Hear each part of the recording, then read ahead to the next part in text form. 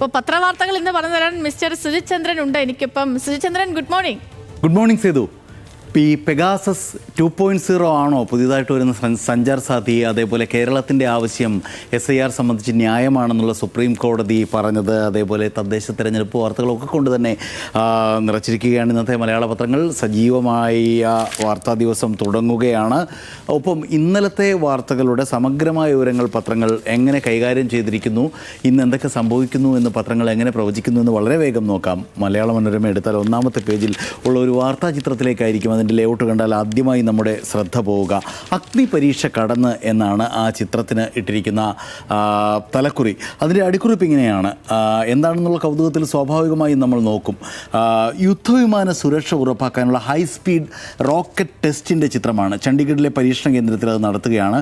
ഒരു റെയിൽപാതയിലൂടെ തീ തുപ്പുന്ന rocket engine ഉപയോഗിച്ച് മണിക്കൂറിൽ 800 കിലോമീറ്റർ വേഗത്തിൽ പോയ പേടകത്തിൽ നിന്ന് പൈലറ്റ് പുറത്തേക്ക് ഇജക്റ്റ് ചെയ്യുന്നതാണ് ചിത്രത്തിൽ. പേടകത്തിലെ മേൽപ്പാളി ഭേദിച്ച് ആകാശത്തേക്ക് കുതിച്ചുയർന്ന പൈലറ്റ് പിന്നീട് പാരച്യൂട്ട് സഹായത്തോടെ തിരിച്ചിറങ്ങുന്നതാണ് അതിൻ്റെ ഉള്ളിലെ ഇൻസെറ്റിലെ രണ്ടാമത്തെ ചിത്രത്തിൽ. അതിവേഗം പറക്കുന്ന ഒരു യുദ്ധവിമാനത്തിൻ്റെ അവസ്ഥ പുനഃസൃഷ്ടിക്കുന്ന ഇത്തരമൊരു പരീക്ഷണം നമ്മുടെ രാജ്യം നടത്തിയിരിക്കുന്നു. ഇതിന് ശേഷിയുള്ള വളരെ കുറച്ച് രാജ്യങ്ങളുടെ ഗണത്തിലേക്ക് ഇതോടെ ഇന്ത്യയും ചേർന്നിരിക്കുകയാണ്. വ്യോമാപകടങ്ങളിൽ പൈലറ്റുമാരുടെ സുരക്ഷ ഉറപ്പാക്കാനുള്ള വിവിധ ഘട്ടങ്ങൾ വിലയിരുത്താൻ ഈ പരീക്ഷണത്തിനായി എന്നൊരു അറിവും കൗതുകവും അതേപോലെ കാഴ്ചാ കൗതുകവും ആ ചിത്രത്തിന് ഉണ്ട്. രണ്ടാമത്തെ പ്രധാന വാർത്തയായി നൽകിയിരിക്കുന്നത്, രണ്ടാമത് നമ്മൾ എടുക്കുന്നത് SIR സമയം നീട്ടണം, കേരളത്തിൻ്റെ ആവശ്യം ന്യായമെന്ന് സുപ്രീം കോടതി പറഞ്ഞിരിക്കുന്നു. തെരഞ്ഞെടുപ്പ് കമ്മീഷൻ 2 ദിവസത്തിനുള്ളിൽ ഇക്കാര്യത്തിൽ തീരുമാനമെടുക്കണം. വിട്ടുപോയവർക്കും അവസരം ലഭിക്കണം. സമഗ്ര വോട്ടർ പട്ടിക പരിഷ്കരണത്തിൻ്റെ എന്യൂമറേഷൻ ഫോം നൽകാനുള്ള സമയപരിധി വീണ്ടും നീട്ടേണ്ടതാണെന്ന് തെരഞ്ഞെടുപ്പ് കമ്മീഷനോട് സുപ്രീം കോടതി സൂചിപ്പിച്ചു. വിട്ടുപോയവർക്കും അവസരം ലഭിക്കണം, സമയപരിധി നീട്ടണമെന്ന ആവശ്യം ന്യായമാണെന്ന് നിരീക്ഷിച്ച ബെഞ്ച് ഇത് സംബന്ധിച്ച ഉത്തരവൊന്നും ഏതായാലും നൽകിയിട്ടില്ല എന്ന വാർത്ത കൊടുത്തിരിക്കുന്നു. രാഹുൽ മാങ്കൂട്ടത്തിലിൻ്റെ പീഡന പരാതി ഇപ്പോൾ എല്ലാ ദിവസവും വന്ന് വാർത്തയല്ലാതായിരിക്കുന്ന അവസ്ഥയുണ്ടെങ്കിലും ഒരു MLA നിരന്തരം ലൈംഗിക കുറ്റകൃത്യങ്ങളിൽ ഏർപ്പെടുന്നത് തമസ്കരിക്കാനാവില്ലല്ലോ. ചാനലുകൾ നമ്മളൊക്കെ നന്നായി ആ വാർത്ത നൽകുന്നുണ്ട്. പത്രങ്ങളും വളരെ പ്രാധാന്യത്തോടെ ഒന്നാം പേജിൽ ഇന്നലെ വന്ന പുതിയ പീഡന വാർത്തയും നൽകുന്നു. രാഹുലിനെതിരെ വീണ്ടും ലൈംഗിക പീഡന പരാതി. KPCC പ്രസിഡന്റ് ലഭിച്ച പരാതി DGPക്ക് കൈമാറി. ഒപ്പം ഇയാൾക്ക് വേണ്ടി പോലീസ് വലവിരിച്ചിരിക്കുകയാണ്. ഒരു പരാതി കൂടി, രണ്ടാമതൊരു പരാതി കൂടി പോലീസിന് മുമ്പിലെത്തുമ്പോഴും രാഹുൽ മാങ്കൂട്ടത്തിൽ ഒളിവിൽ തന്നെയാണ്. കർണാടകത്തിലേക്ക് കടന്നെന്ന വിവരത്തിൻ്റെ അടിസ്ഥാനത്തിൽ പോലീസ് വലവിരിച്ചെങ്കിലും കണ്ടെത്താനായില്ല. കാസർഗോഡ് ജില്ലയിലെ കോൺഗ്രസ് നേതാവിൻ്റെ ബന്ധുവിന് നേര്യമംഗലം വനമേഖലയിലുള്ള റിസോർട്ടിൽ, അതായത് നേര്യമംഗലം വനമേഖലയിലുള്ള ഒരു റിസോർട്ടിൽ എത്തിയതായി വിവരമുണ്ട്. അതായത് പണ്ട് നമ്മൾ വീരപ്പൻ്റെയൊക്കെ പ്രവർത്തന മേഖലയായിരുന്നു ഈ നേര്യമംഗലം കാടുകൾ എന്ന് പറയാറുണ്ട്. അപ്പോൾ ഒരു MLA തേടി പോലീസ് ഇങ്ങനെ കാടുകൾ തോറും അലയുകയാണ് എന്നുള്ള വാർത്തയും മലയാള മനോരമ ഒന്നാമത്തെ പേജിൽ തന്നെ നൽകിയിരിക്കുന്നു. ഇനി പെട്ടെന്ന് മാതൃഭൂമിയിലേക്ക് പോവുകയാണെങ്കിൽ പൊല്ലാപ്പായി സഞ്ചാർ സാഥി എന്നാണ് അവരുടെ ഒരു പ്രധാനപ്പെട്ട വാർത്ത. പ്രധാന പേജിൽ വളരെ പ്രാധാന്യത്തോടെ വലതുവശത്തായി വിന്യസിച്ചിരിക്കുന്ന വാർത്ത, പെഗാസസിന് തുല്യമെന്ന് പ്രതിപക്ഷം പറഞ്ഞിരിക്കുന്നു.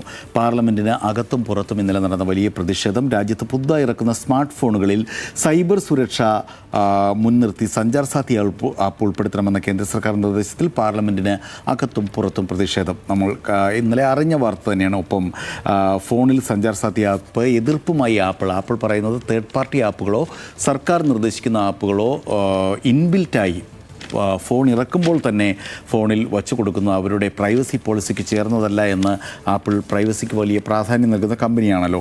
ഉപയോക്താവിന് തീരുമാനിക്കാമെന്ന ഈ വിവാദത്തിനൊക്കെ ശേഷം ഇന്നലെ കേന്ദ്ര ടെലികോം മന്ത്രി ജ്യോതിരാദിത്യ സിന്ധ്യ പറഞ്ഞത് ജനങ്ങളുടെ ഫോണിലെ വിവരങ്ങൾ ബിഗ് ബ്രദറിന് നിരീക്ഷിക്കാൻ അവസരം കൊടുക്കുകയാണെന്ന് KC വേണുഗോപാൽ പറഞ്ഞത്. രാജ്യത്തെ നിരീക്ഷണ രാജ്യമാക്കാനുള്ള മാർഗ്ഗമാണ്. അമേരിക്കയിൽ ക്രിമിനൽ പുള്ളികൾ വീട്ടിലേക്ക് പോകുമ്പോൾ കാലിൽ അടയാളം വയ്ക്കുന്നത് പോലെ അപകടകരമായ ആപ്പാണിതെന്ന് CPM MP ജോൺ ബ്രിട്ടാസ് പറഞ്ഞതടക്കമുള്ള വാർത്ത മാതൃഭൂമി നൽകിയിരിക്കുന്നു. ബ്രഹ്മോസ് ഫ്രം കേരള അടുത്ത വാർത്തയാണ്. കേരളത്തിന് സന്തോഷമുള്ള വാർത്ത. തിരുവനന്തപുരത്ത് ബ്രഹ്മോസ് എയറോസ്പേസ് വരും. അനുമതി നൽകിയത് സുപ്രീം കോടതി. സശസ്ത്ര സീമാ ബില്ലിന് SSBക്ക് 45 ഏക്കർ നൽകാൻ അനുമതി. ദേശീയ ഫോറൻസിക് സയൻസ് സർവകലാശാലയ്ക്ക് 32 ഏക്കറും. തിരുവനന്തപുരം നെടുകാൽത്തേരിയിലെ തുറന്ന ജയിലിൻ്റെ 180 ഏക്കർ ബ്രഹ്മോസ് മിസൈൽ നിർമ്മാണ യൂണിറ്റിന് കൈമാറാൻ സുപ്രീം കോടതി അനുമതി അനുമതി നൽകിയെന്ന വാർത്ത വളരെ പ്രാധാന്യത്തോടെ ബ്രഹ്മോസ് മിസൈലിൻ്റെ മാതൃഭൂമിയുടെ ബാനർ ഹെഡിലേക്ക് ബ്ലീഡ് ചെയ്ത് നിൽക്കുന്ന രേഖാചിത്രവുമൊക്കെയായി ഗംഭീര ഇൻഫോഗ്രാഫിക്സോടെ മനോരമ മാതൃഭൂമി വിന്യസിച്ചിരിക്കുന്നു. പുതുതലമുറ ബ്രഹ്മോസ് നെടുകാൽ തെരിയിൽ വരികയാണെന്ന ആ സന്തോഷ വാർത്ത മാതൃഭൂമിക്കൊപ്പം നമ്മളും രാവിലെ പ്രസ് സ്റ്റോപ്പിൽ പങ്കിടുകയാണ്. വേറൊരു കൗതുകകരവും സന്തോഷകരവുമായിട്ടുള്ള ഒരു വാർത്ത ഉൾപേജിലുണ്ട്. ഞാനും പപ്പേട്ടനും, അതായത് ഇന്ന് 97 വയസ്സിലേക്ക് കടക്കുകയാണ് മലയാളത്തിൻ്റെ പ്രിയപ്പെട്ട കഥാകാരൻ ടി പത്മനാഭൻ. ആ സമയത്ത് കമൽ ഹാസൻ ടി പത്മനാഭനെക്കുറിച്ച് എഴുതുന്ന ലേഖനം, മലയാളം മാതൃഭാഷയല്ലാത്ത കമൽ ഹാസൻ നല്ല മലയാളം സംസാരിക്കുന്നതും മലയാളത്തിലെ സാഹിത്യകൃതികൾ വായിക്കുന്നതുമൊക്കെ നമ്മൾ അത് പങ്കുവയ്ക്കുന്നതുമൊക്കെ നമ്മൾ കണ്ടിട്ടുണ്ട്. അയ്യപ്പ പണിക്കരുടെ കവിതകളുടെ വലിയ ആരാധകനായ അദ്ദേഹം ഇപ്പോൾ ടി പത്മനാഭൻ്റെ കഥകൾ താൻ എങ്ങനെയാണ് ആസ്വദിക്കുന്നത് എന്ന് എഴുതിയിരിക്കുകയാണ്. എനിക്ക് മലയാളം വായിക്കാൻ അറിയില്ല എന്ന് ആദ്യം തന്നെ പറയുന്നു കമൽ ഹാസൻ. ടി പത്മനാഭൻ്റെയും തകഴി ശിവശങ്കരപ്പിള്ളയുടെയും ഒക്കെ കഥകൾ അതുകൊണ്ട് തന്നെ ഞാൻ വായിക്കുകയായിരുന്നില്ല, കേൾക്കുകയായിരുന്നു. ഇംഗ്ലീഷ് മീഡിയത്തിൽ പഠിച്ചത് കാരണം ചെറുപ്പത്തിൽ തമിഴ് കൃതികളും ഞാൻ ഇതേപോലെ കേൾക്കുകയാണ് ചെയ്തിരുന്നത്. വായനയെക്കാളേറെ ഈ രീതി ഞാൻ ഇഷ്ടപ്പെടുന്നു. ഇപ്പോൾ കൂടുതൽ പേര് ഈ ബുക്കുകളൊക്കെ ഇറങ്ങുന്ന സമയമല്ലേ, നമ്മുടെയൊക്കെ വായനയിൽ നമ്മൾ ചേർക്കുന്ന ധാരാളം കൃതികളും പുസ്തകങ്ങളും ഇപ്പോൾ നമ്മൾ കേട്ടുകൊണ്ട് തന്നെ വായിക്കാറുണ്ട്, കേട്ടുകൊണ്ട് വായിക്കുക അല്ലേ. അപ്പോൾ അങ്ങനെ ഈ പപ്പേട്ടൻ്റെ എഴുത്തിൽ എന്നെ ഏറ്റവും ആകർഷിച്ചതും അത്ഭുതപ്പെടുത്തിയതും അദ്ദേഹത്തിൻ്റെ ആഖ്യാന ശൈലിയാണ്. ആഖ്യാന ശൈലി എന്നൊക്കെയുള്ള പദപ്രയോഗം കമൽഹാസൻ ഉപയോഗിക്കുന്നത് ശ്രദ്ധിക്കുക. അദ്ദേഹം അതിഗംഭീരമായ മലയാളം പറയുന്ന ആളാണല്ലോ. പപ്പേട്ടൻ്റെ മിക്കവാറും കഥകളെല്ലാം ഫസ്റ്റ് പേഴ്സൺ സിംഗിൾ എന്ന ഉത്തമ പുരുഷ സർവ്വനാമം ഉപയോഗിക്കുന്ന ആഖ്യാന ശൈലി പിന്തുടരുന്നു. ഞാനാണ് കഥ പറയുന്നത്, ഞാൻ എന്നത് ഒരു തരം ഗർവോ ഗമയോ ആണെന്ന് നമുക്ക് കരുതാം. എന്നൊക്കെ തരത്തിൽ പത്മനാഭൻ്റെ കഥകൾക്കുള്ളിലേക്ക് ഇറങ്ങിച്ചെന്ന് അദ്ദേഹത്തെ ആസ്വദിക്കുകയാണ്, വിലയിരുത്തുകയാണ് പ്രിയപ്പെട്ട കമൽഹാസൻ. ഏറ്റവും അവസാനിപ്പിക്കുന്നത് ഇങ്ങനെയാണ്: ഇനിയും എഴുതണമെന്നാണ് അദ്ദേഹത്തോട് എനിക്കുള്ള അപേക്ഷ. എഴുതിക്കൊണ്ടേയിരിക്കൂ, ഞങ്ങൾക്ക് പറയാൻ ഒരുപാട് കഥകൾ വേണമല്ലോ എന്ന് ഹൃദയഹാരിയായി എഴുതുന്നു മലയാളത്തിൻ്റെ കോടി കമൽ ഹാസൻ. ഒപ്പം മാധ്യമത്തിലേക്ക് പോവുകയാണെങ്കിൽ പെഗാസസ് 2.0 ആണ് ഈ സഞ്ചാർ സാഥി ആപ്പ് എന്ന് പറയുന്നുണ്ട്. മാധ്യമം ഞാൻ എടുത്തുകൊണ്ട് വരാൻ വിട്ടുപോയി, കുറിച്ച് വെച്ചത് ഇവിടെ ഉള്ളതുണ്ട്. രാഹുലിൻ്റെ പീഡനവും വലിയ പ്രാധാന്യത്തോടെ മാധ്യമം നൽകിയിരിക്കുകയാണ്. കൗമുദിയിലേക്ക് വന്നാൽ മെഗാസ്റ്റാറായി ശശിധരൻ്റെ മമ്മൂട്ടി എന്ന കഴിഞ്ഞ ദിവസം മനോരമയുടെ ഹോർത്തൂസിൽ വെച്ച് തനിക്ക് മമ്മൂട്ടി എന്ന് പേരിട്ട ആളെ പരിചയപ്പെടുത്തുന്നുണ്ടായിരുന്നു മമ്മൂട്ടി. ശശിധരൻ എന്ന സുഹൃത്തിനെ കുറിച്ച്, കോളേജ് കാല സുഹൃത്തിനെ കുറിച്ച്. അത് പെട്ടെന്നൊരു വെളിപാട് പോലെ ഇന്നത്തെ കേരള കൗമുദിയിൽ വന്നിരിക്കുന്നു. അതിൽ ശശിധരൻ്റെ ഇൻ്റർവ്യൂവോ മറ്റോ ആണെന്ന് നോക്കിയപ്പോൾ അതുമല്ല. പക്ഷേ ഒന്നാമത്തെ പേജിൽ വളരെ പ്രാധാന്യത്തോടെ ആ വാർത്ത കേരള കൗമുദി നൽകിയിരിക്കുന്നു. അതിനുള്ളിൽ ശശിധരൻ പറയുന്നു, 1970-73 മഹാരാജാസിൽ മമ്മൂട്ടി ബിരുദത്തിന് പഠിച്ചത്. 2 വിഷയങ്ങളാണ് മമ്മൂട്ടി ശശിധരൻ പഠിച്ചതെങ്കിലും മലയാളം ഇംഗ്ലീഷ് ക്ലാസ്സുകൾ ഒരുമിച്ചായിരുന്നു. ഒമർ ഷെരീഫ് എന്നാണ് മമ്മൂട്ടി പേര് പറഞ്ഞിരുന്നത്. എല്ലാം നമ്മൾ അറിഞ്ഞ കാര്യമാണ്. ഒരിക്കൽ പോക്കറ്റിൽ നിന്ന് ഐഡൻറ്റിറ്റി കാർഡ് പേര് വീണു. അതെടുത്ത് ശശിധരൻ പേര് വായിച്ചു. ഇയാൾ ഒമർ അല്ല, PM മുഹമ്മദ് കുട്ടിയാണ്, മമ്മൂട്ടിയാണെന്ന് വിളിച്ച് പറഞ്ഞു.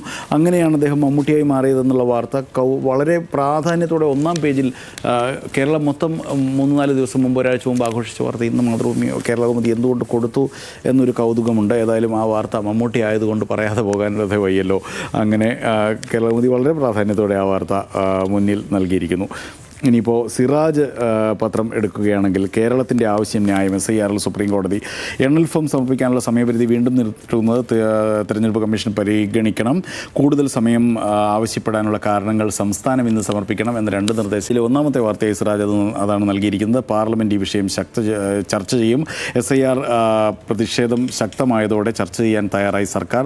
ലോക്സഭാ സ്പീക്കർ ഓം ബിർളയുടെ അധ്യക്ഷതയിൽ ചേർന്ന കക്ഷി നേതാക്കളുടെ യോഗത്തിന് പിന്നാലെ കേന്ദ്രം ചർച്ചയ്ക്ക് വഴങ്ങുകയായിരുന്നു എന്ന വാർത്ത കൊടുത്തിരിക്കുന്നു സിറാജ്. ഒപ്പം സുപ്രഭാതത്തിൻ്റെ 1-ാമത്തെ പേജിൽ ചാരക്കണ്ണിൽ ആശങ്ക. അത് സഞ്ചാർ സാധ്യതയെക്കുറിച്ചാണ് 1-ാമത്തെ വാർത്ത.